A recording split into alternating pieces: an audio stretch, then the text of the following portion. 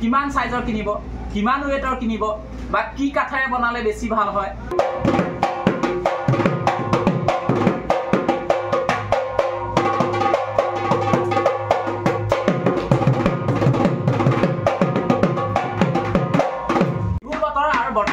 উপস্থিত আছে এখন এনেকুৱা দোকানত যিখন দোকানত আসলে এই সময়ত সকলোৰে মন পছন্দৰ আটাইতকৈ আপোনাৰ ঢোলটো সকলোকে লাগে সকলোৱে এই মুহূৰ্তত বিচাৰি ফুৰে যে এটা সুন্দৰ ঢোল তেওঁলোকৰ হাতত খাওক আৰু যাতে সকলোৱে ঢোলটো বজাবলৈ ভাল পায় আৰু ঢোল এটানো কেনেকুৱা হ'ব লাগে বা কিমান ওয়েটৰ হ'লে আপোনাৰ ঢোলটো ভাল লাগে বা কিমান দীঘল হ'ব লাগে ওয়েট কিমান সকলো চাবলৈ আজি আমি এখন বিশেষ দোকান আছে এখন হৈছে সুৰেশ বাদ্য ভাণ্ডাৰ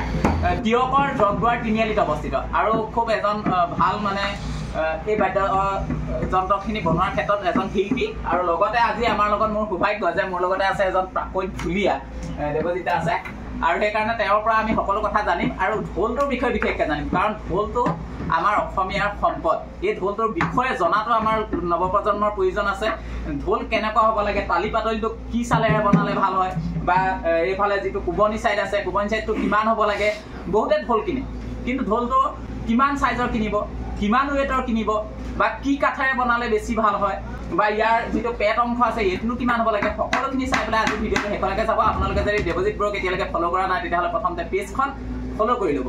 আচলতে মোৰ ওচৰত এতিয়া দুটা ঢোল আছে মই দুটা ঢোল লৈছোঁ যে এই দুটা ঢোলৰ ভিতৰত আপুনি কোনটো ঢোল পাৰফেক্টলি হ'ব লাগে আচলতে প্ৰথমতে খোলা কথাটো লৈ যাওঁ এইটো যিহেতু খোলাটো লৈ যে আটাইতকৈ ভাল খোলা কিহৰে হয়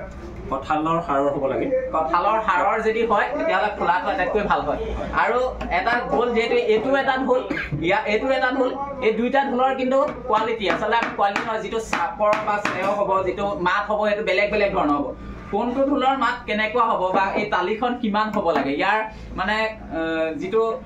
মেজাৰমেণ্ট আছে জোখ আছে কেনেকুৱা ধৰণৰ হ'ব লাগে সেইখিনি কথা অলপমান আমি আলোচনা কৰিম এই তালিখন যদি দেখুৱাই দিবলৈ মই অনুৰোধ কৰিছোঁ এই পাতক কোৱা হয় তালি পাতটো আৰু এইফালে আছে কোবনি এইটো চাইড আছে কোবনি এতিয়া প্ৰতিটো ঢোলটোৰ প্ৰতিকেইটা আমাৰ ল'ৰা ছোৱালীয়ে যিহেতু নাজানে এটা বস্তু যে বহুত ল'ৰা ছোৱালীয়ে বৰ্তমান উঠি অহা প্ৰজন্মত ঢোলটো কোনটো অংশ কি বুলি কয় সেইটো এফালৰ পৰা আমি কৈ যাবলৈ অনুৰোধ কৰিছোঁ দেৱজিতাই কৈ যাব এইটো কাঠটো হ'ল প্ৰথমতে ডিমা বা খোলা এইটো ডিমা বা খোলা প্ৰথমতে এইটো ঠিক আছে তাৰপাছত এইটো ৰছীটো হ'ল বৰতি এই ৰছীখিনিক কোৱা হয় বৰতি বুলি কোৱা হয় তাৰপিছত এইটো হ'ল মলুৱা এই অংশটোক কোৱা হয় মলুৱা এইটো কাটি থোৱাটো হ'ল কাটনি চাল এইটো এটা জানিবলগীয়া কথা এইকণক কোৱা হয় কাটনি চাল এইটো ওলাই থাকে আৰু এইটো হ'ল তালি আৰু এটা কথা এই কাটনি চালৰ তলত এনেকে মানে হেৰি সোমোৱাই দিয়া হয় এই এনেকুৱা বৰতি কাটি ভৰাই দিয়ে সেইটো কি বুলি কয় মাখি বুলি কোৱা হয় সেইটো মাখি বুলি কোৱা হয় আৰু ইয়াত থকা ফুটাখিনিক পুলি বুলি কোৱা হয় পুলি কোনটো ফুটা কোৱা হয় এইখিনি ফুটা ফুটাখিনি মানে বৰতি য'ত লগোৱা হৈছে সেইখিনি পুলি এইটো পুলি আৰু ইয়াত যে এটা মানে এনেকে এতিয়া এইটো চাইডলৈ যাওঁ এইটো চাইডলৈ কোবনি চাইডটোলৈ যাওঁ হয় এইটো কোবনি চাইড বুলি কোৱা হয় নে ময়ো অকণমান ঢোলৰ ভিতৰত দুই এটা কথা ঢোলটো বজাই ভাল লাগে আৰু নিজৰ অসমীয়া যিহেতু সম্পদ সেইকাৰণে জানিব লাগে এইটো কি বুলি কয় এইটো হ'ল কোবনি এইটো কোবা এইকেইডাল হ'ল ফৰিঙা হয় নে ফৰিঙা আৰু মই এটা কথা আপোনালোকক জনাই দিব বিচাৰিছোঁ এই দুডাল বৰতি আপোনালোকে দেখিছে ওচৰলৈ অকণমান লৈ আহিলে আমি ভাল লাগিব ইয়াৰ যিটো ডিষ্টেঞ্চ বহুত জানে ইয়াত এআঙুল হ'ব লাগে হয় এআঙুল হ'ব লাগে এইটো এটা জানিবলগীয়া কথা আটাইতকৈ জানিবলগীয়া কথাটো হৈছে এতিয়া আমি যিহেতু জানিম সেইটো হৈছে ঢোলৰ টেমেকা বুলি ক'লে বহুতে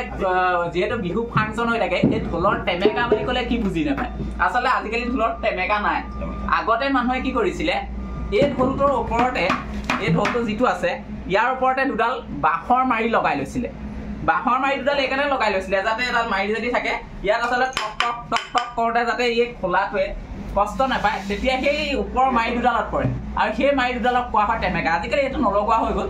আৰু আটাইতকৈ ভাল লগা কথাটো যে ঢোলৰ এটা আপুনি খোলা পচন্দ কেনেকৈ কৰিব আটাইতকৈ আমাৰ মানে বিভূতিত পৰে তেতিয়া যেতিয়া এনেকুৱা এখন দোকানত আপুনি নতুনকৈ আহি যায় আৰু আপোনাক গৈ ঢেৰ ঢোল দি দিব কিন্তু আপুনি ঢোলটো বাহিৰৰ পৰা দেখি ৰংচঙীয়া দেখি আপুনি ঢোলটো লৈ গুচি যায় কিন্তু ঢোলটো নিৰ্বাচন কৰিব কেনেকৈ সেইটো চাই লওক আপুনি প্ৰথম হৈছে খোলাটো এই খোলাটো পচন্দ কৰিবলৈ হ'লে প্ৰথমতে আপুনি মাৰিডাল লাগিব আপোনাক এডাল মাৰি লাগিব আৰু মাৰিডাল ইয়াত টুকুৰিয়া হ'লে এইটো আপুনি মাতটো যদি ওচৰলৈ দি দিয়ে আমি গম পাম যে মাতটো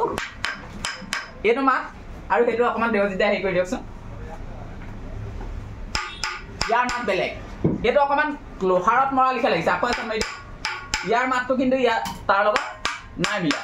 আৰু এইটো হয়তো তেনেকৈ নিমিলিব এইটো যদি আমি দেখুৱাই দিওঁ এই মাতটো যিটো টিংটিঙীয়া মাত সেই টিংটিঙীয়া মাতটো ওলালে গম পোৱা যায় যে ঢোলৰ খোলাটো খুব ভাল খোলা মানে এইটো এটা হাড় কাঠৰ পৰা বনোৱা হৈছে তেনেকৈ আপুনি প্ৰথমতে খোলাটো নিৰ্বাচন কৰিব তাৰপিছত খোলাটোৰ চাইজ হ'ব লাগে এইখিনি আপোনালোকে দেখিছে সাধাৰণতে এটা ঢোল ইয়াৰ যিটো ঢোল আছে এই ঢোলটোৰ এই যিটো দিক বুলি কওঁ আমি সাধাৰণতে এইটো 21 ইঞ্চি হ'লে ভাল 19 ইঞ্চি 20 ইঞ্চি সকলোৱে ভাল পায় কিন্তু 21 ইঞ্চিটো পাৰফেক্ট আৰু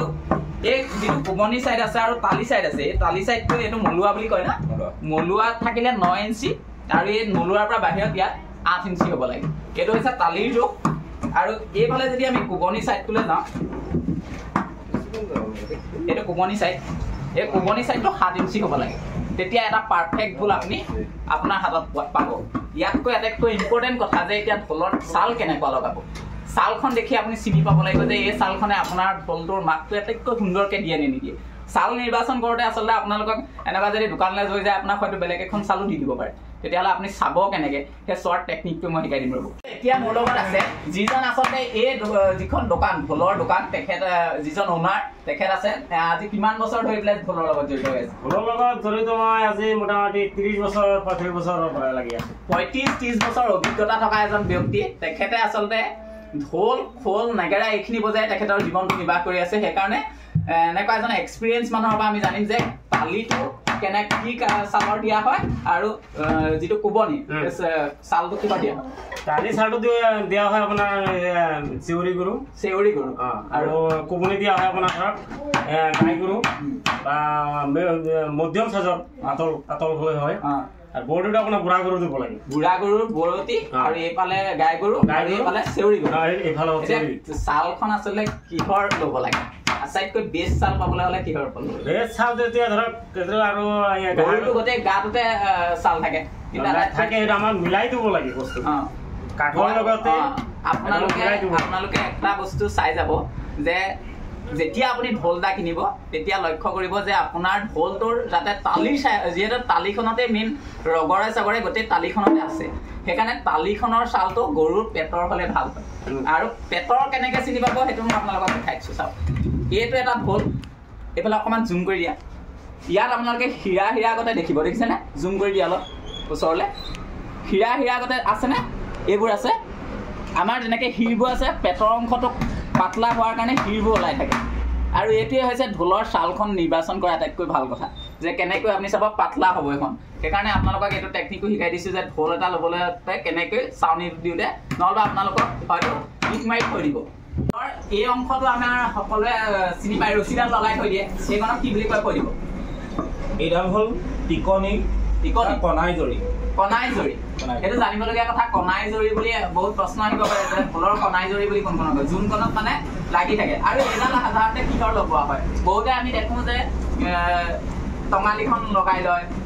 আচলতে কি লগাব লাগে আচলতে টঙালি লগাব নালাগে টঙালি কঁকালতহে মৰা হয় ইয়াত ল'বলৈ সুবিধা হোৱাৰ কাৰণে সুবিধা হোৱাকৈ এখন এডাল কাপোৰৰ ৰছী লগাব লাগে টঙালিখন ইয়াত লগাব নালাগে আচলতে এইখিনি আছিলে ঢোলৰ বিৱৰণটো আৰু আমি ঢোলৰ গোটেই কথাখিনি ক'লোঁ লগতে মই আপোনালোকক আৰু এটা কথা কৈ দিওঁ এইডাল হৈছে এইডাল মাৰি দেখিছেনে এই মাৰিডাল আজিকালি ষ্টাইলৰ মাৰি এনেকুৱা মাৰি আৰু মোবাইল হয়তো আৰু এডাল আছে নেকি সেইফালে এডাল সেইডাল আছে এইডালো এডাল মাৰি কিন্তু ইয়াৰ মাৰিডালত বহুতে এটা কথা নজনা মই কৈছোঁ মোৰ ভিডিঅ'বোৰত আপোনালোকে যদি চাইছে কিবা এটা শিকিবলৈ পাব মই এনেই অহা নাই যে ভিডিঅ'টো বনাবলৈ এনেই অহা নাই যে কিবা এটা শিকাবলৈ বনাইছোঁ যে অসমীয়া ল'ৰা ছোৱালীয়ে কিবা এটা শিকক এই মাৰিডালত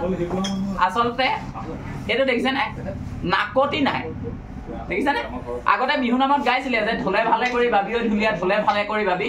ঢোলৰে মাৰিৰে নাকতি ছিগিলে ঘৰলৈ উভতি যাবি এতিয়া এইডাল মাৰিটো নাকতি নাই এডালত নাই এতিয়া নাকতিনো কি মাৰিৰ নাকতি আচলতে এই অংশটো ডাঙৰকৈ বনোৱা হয় আৰু এইটো আগতে এনেকৈ ধৰণে গৌল এটা কৰি দিয়া হৈছিলে টুপি এটা আৰু সেই টুপিটো সাধাৰণতে ভাগি থাকে সেইটোকে নাকতি বুলি কয় সেইটো আমি জানিবলগীয়া কথা যেতিয়া ঢোল আপোনালোকে চাই ঢোলবোৰৰ দামটো আপোনালোকে ইতিমধ্যে জানিব বিচাৰিব ঢোল এটাৰ দাম ভাল ঢোল এটাৰ দাম এতিয়া কিমান চলি আছে ভাল ঢোলৰ দাম এটা আপোনাৰ 9,000 8,500 আৰু 9,000 মানে 7 কিলো ওজনৰ যিটো এটা প্ৰায় 5.5 কেজিৰ পৰা 7 কেজি লৈ আছে 7 কেজি লৈ আছে সেইটো ঢোল ভাল ঢোল সেইটো 9,500 ভিতৰত আহি যাব 9,500 বা 9,000 ভিতৰত ফোন নাম্বাৰটো কৈ দিয়ক ফোন নম্বৰ আপোনাৰ 9678444616 থেংক ইউ এইটো নম্বৰত ফোন কৰিলে মোক পাব ঠিক আছে আৰু মোৰ নাম কৈ দিব আপুনি দেৱজিতৰ কথা ইয়াত আপোনালোকক অকণমান সস্তা মূল্যত চাই মেলি দি দিব আৰু ই চাই দিয়ে ই খুব ভাল ল'ৰা আৰু এইটোৱে আছিলে আজিৰ সম্পূৰ্ণ ভিডিঅ'টো আপোনালোকে আহিব পাৰে যদি বহাগ বিহু আপোনালোকে ভালকৈ পালন কৰোঁ বুলি ভাবিছে যদি এটা সুন্দৰ ঢোল আপোনাক প্ৰয়োজন আছে তেতিয়াহ'লে সুৰেন বাদ্য ভাণ্ডাৰলৈ আহিব পাৰে জগদুৱাৰ তিনিআলি একেবাৰে সমীপতে আছে নামটো ক'লে সকলোৱে চিনি পায় তিয়কৰ আশে পাশে সকলোৱে চিনি পায় সেইকাৰণে আপোনালোকে তিয়কলৈ যদি আহিছে তেতিয়াহ'লে জগদুৱাৰ তিনিআলিত নামিব আৰু তাৰ দাঁতিতে আছে সুৰেন বাদ্য ভাণ্ডাৰ অ'নাৰ এজন আৰু লগতে আছে এইজন গোটেই তেওঁ সহযোগী আছে সকলো লাগি আছে কামত মই ডিষ্টাৰ্ব নকৰোঁ আৰু এজনকে ডিষ্টাৰ্ব কৰিছোঁ তেখেতে ইতিমধ্যে মোৰ লগত খুব ভালকৈ মানে কথা চথা পাতোঁ আৰু আমি একেলগে সেইকাৰণে মোৰো এবাৰ ঢোল আছে আৰু ঢোলখিনি আপোনাক খুব ধুনীয়াকৈ বনাই দিব ঢোলৰ আচলতে বিশ্বাস থকা মানুহৰ ওচৰতহে ঢোল বনাব লাগে সেইকাৰণে এই ভিডিঅ'টো আছিলে আৰু ঢোলটোৰ বিষয়ে কি কি আপোনালোকে শিকিলে নতুন নতুন কথা তেতিয়াহ'লে নিশ্চয় ক'ব নজনা কথা মই কি ক'লোঁ আৰু যদি আপোনালোকে এই ভিডিঅ'টো আগলৈ পঠিয়াব বিচাৰিছে তেতিয়াহ'লে শ্বেয়াৰটো নিশ্চয় কৰি দিব তেতিয়াহ'লে সকলোকে অসমীয়া নৱবৰ্ষৰ শুভেচ্ছা জ্ঞাপন কৰি আজি ভিডিঅ'টো ইমানতে সামৰিছোঁ থেংক ইউ বাই বাই